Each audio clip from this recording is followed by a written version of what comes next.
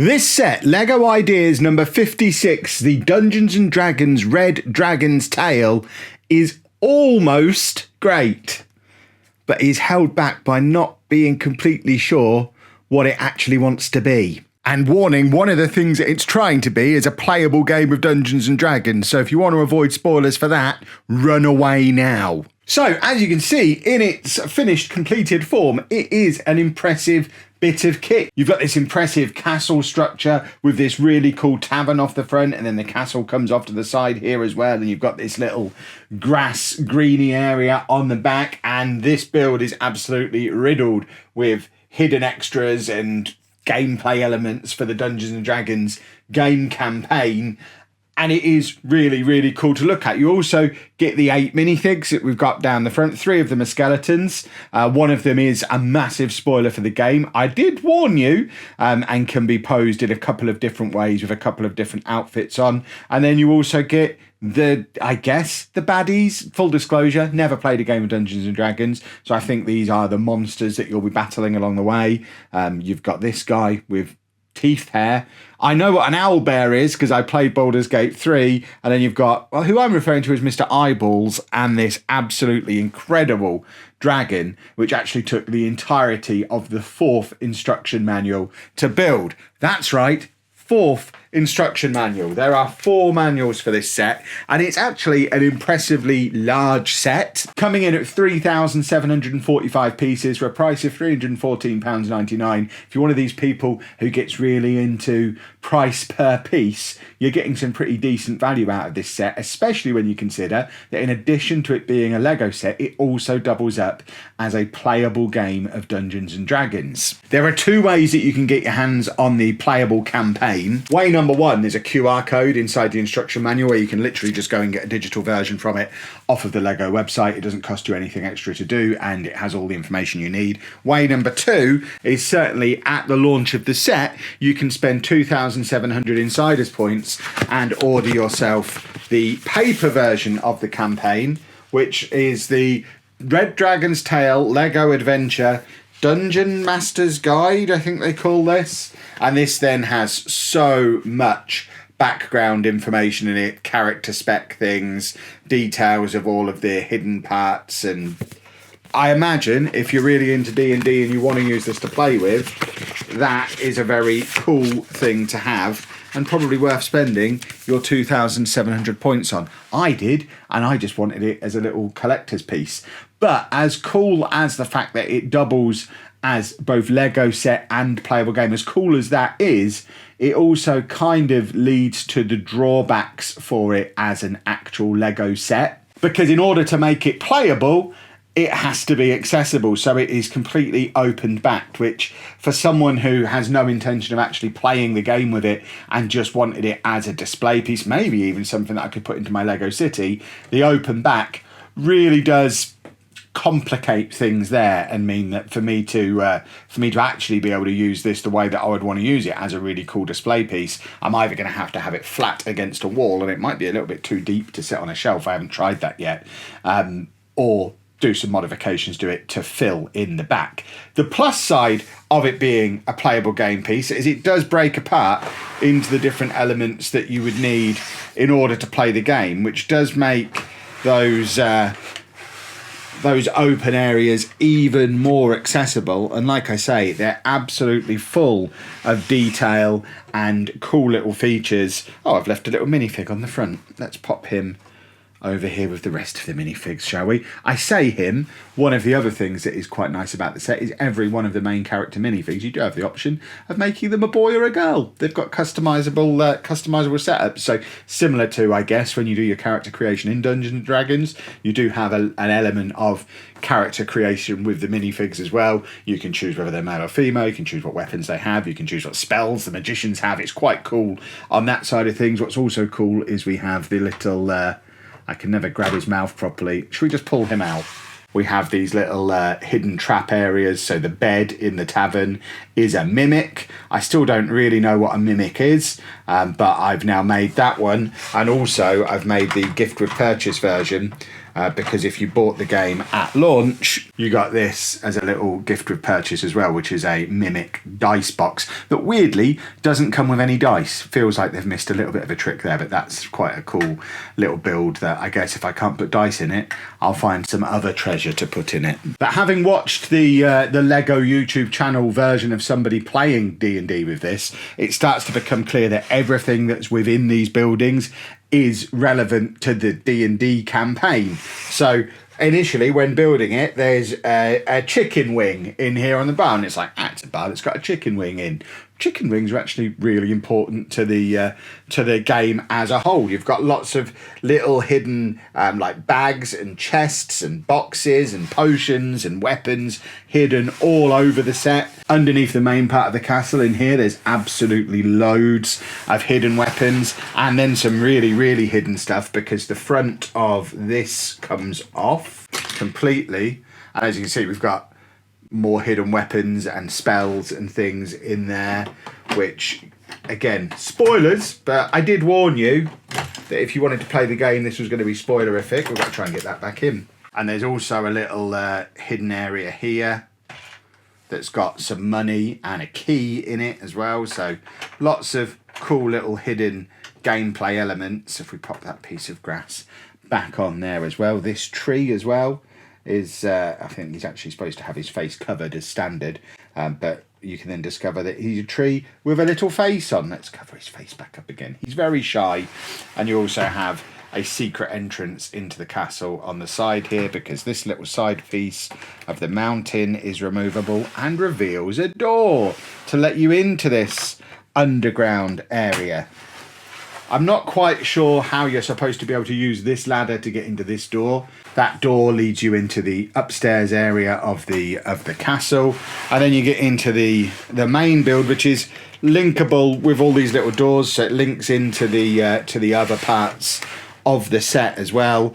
And we've got the really cool spiral staircase that leads you up again to lots of little hidden potions and things like that all throughout the entire set. You've got a weird little chair, shrine, something along those lines, more potions and spells and all sorts of things up here. And then at the very top of the castle you have what I can only assume is a dragon's egg surrounded by a load of candles with green flames coming off them. So let's see if I can remember how to put this back together. This build, by the way, I really, really love the tavern. I would happily, and it's not the only part of this set that I've said this about, I would happily get that as a standalone build. If they could put a back on that and I'll just have the tavern, it might be something for me to keep an eye on Rebrickable, because I do think it is so very cool. And there is the set again, looking very, very cool. And then you've got all of these little bits. These I mean, they're cool little extra builds. I love the little owl bear. You can't do much with him. He's not particularly posable, but I think he's very, very cool. I like to sit him front and center on the set. This guy I'm less enamored with because he is a little bit flimsy. He tends to have bits fall off him anytime I try and move him into any shape at all. So I hide him underneath at the back there as a little surprise for anyone who decides to sneak around under the castle. This just looks cool, but the eyes do tend to fall off it. And we'll pop that up there maybe, because I think that is a cool thing to have as part of the display. And I have no idea what this is. It's described in the book as a gelatinous cube, which I guess is exactly what it is. I think that's a baddie. It's certainly listed on the minifigure list, and we hide that underneath the castle down there. These are our selection of minifigs. So we have the 4 heroes. We have this guy, who is my favourite guy, who just kind of hangs around. He lives in the upstairs of the castle, and when you open the door you get a shock because you get Mr. Lizard Man looking back out of you, who I particularly like. And from what I've seen, I think this guy doubles up as both tavern landlord when he has his normal hair on, then he puts on his evil guy hood and becomes the guy who's trying to hatch a dragon.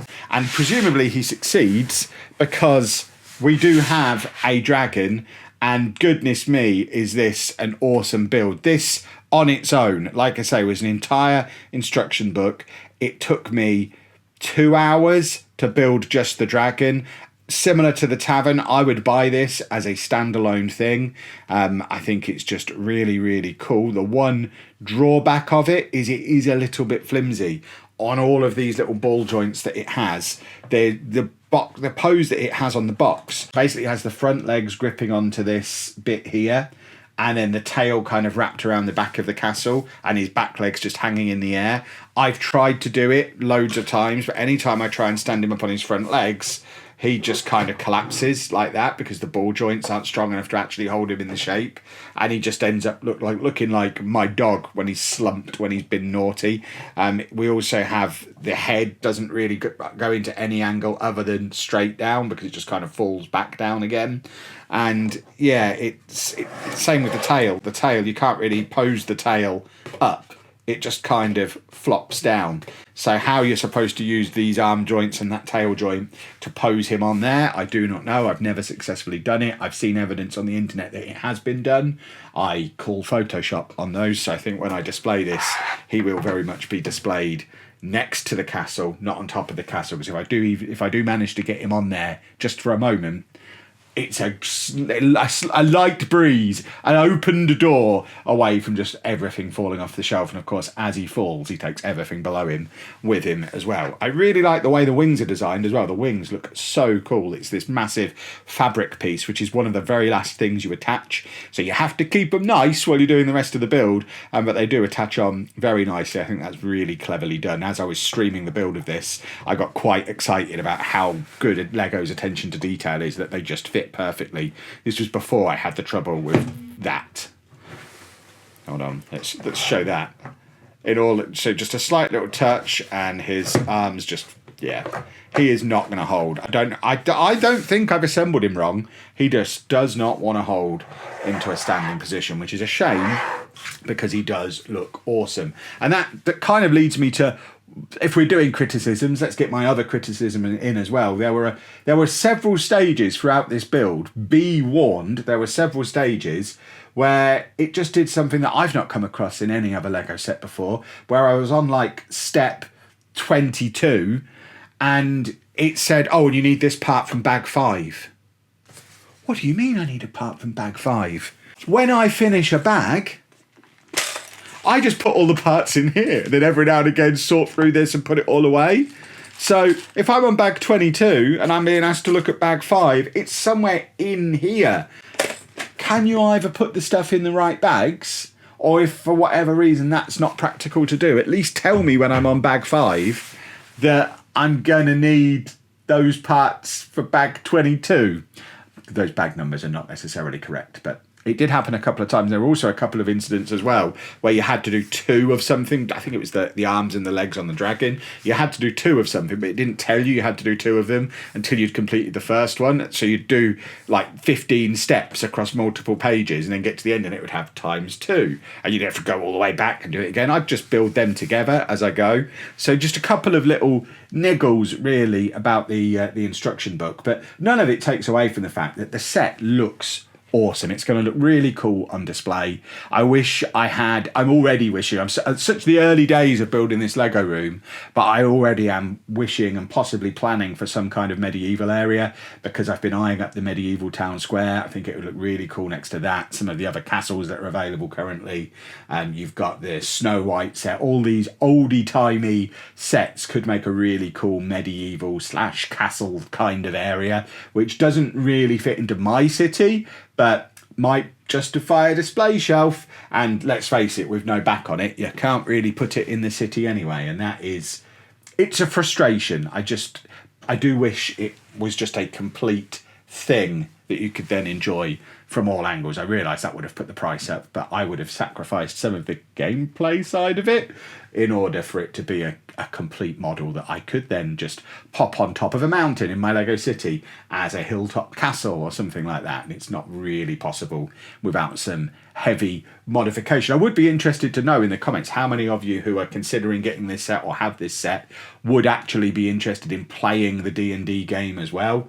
A little bit of market research for my purposes, just to get an idea of who's buying this. Is it being bought by Lego fans because it looks cool, or D&D fans because they want to play it, or is there enough of a crossover of both that people are buying it because they want to do both? Certainly, I know on launch day when I picked this up from the Lego store, to my surprise, there was much more of a rush to get to this set than there was that set, the other big set that released on the same day, the Batman Gotham City Skyline. I went straight to Batman, and by the time I walked over to this, they were on like their second restock of the shelves because everyone was going bananas over this set, despite it being the more expensive of the two, and what I would consider to be the less popular franchise. But I guess that's the difference between it being a cool, big castle and an art set. That would be my guess. But really enjoyed the build process of it. Like I've mentioned a couple of times in the video, if you wanted to see the build in all its glory, I did stream the whole build here on the channel. I think it was across 4 different parts. It's about a 12-hour expedition of excitement and fun, but it was a lot of fun to build. I'm going to enjoy having it on display as well. I don't regret getting it. I just would tweak it a little bit if I were going to be, if I had the hookup with Lego and could tweak it and offer some suggestions on future sets. And I don't know that I would necessarily get lots more D&D stuff. I know there's stuff planned for later in the year. There's a collector minifig series of D&D coming out, presumably more sets to come. And I just think purely from it doesn't fit in my city and it's quite cumbersome to display kind of thing. This probably is going to be my only exposure to D&D as a theme. That being said, the dragon will probably be part of my display long after this has been broken down and used for parts. But don't just take my word for it, boys and girls. Let me know down in the comment section what you think of this Dungeons & Dragons set. Have you got it? Are you planning on getting it? Are you maybe waiting for the price to drop? Or do you just not like it at all? I can imagine you didn't get this far into the video if you're not a fan of it, but let me know down in the comments. And of course, if you've enjoyed this video, please leave a nice big thumbs up on it for me. Subscribe to the channel for loads more LEGO content. And thank you very much for watching.